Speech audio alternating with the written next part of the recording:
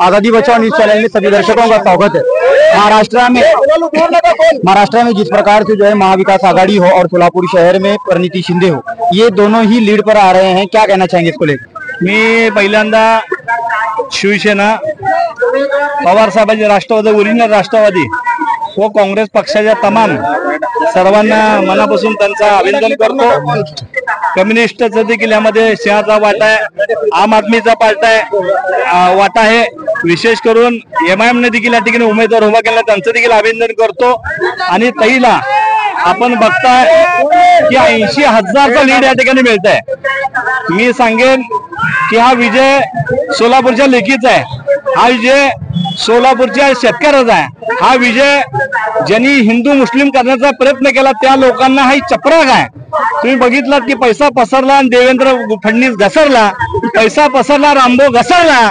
पैशाची मत्ती व सत्तेचा माज असणार आहे ना सोलापूरच्या शहराने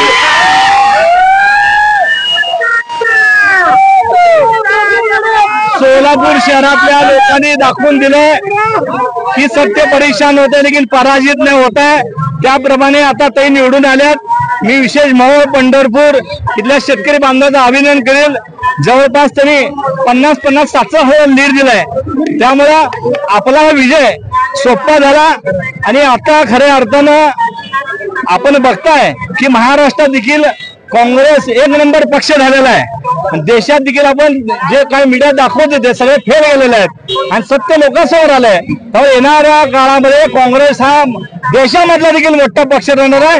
इंडिया आघाडी म्हणून सगळ्यांना घेऊन त्या ठिकाणी ते काम करणार आहेत।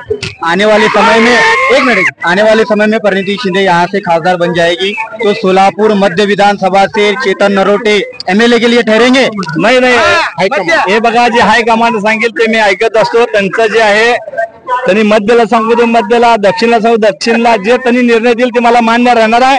पण आज खऱ्या अर्थानं सोलापूरचा हे विजय म्हणावा लागेल।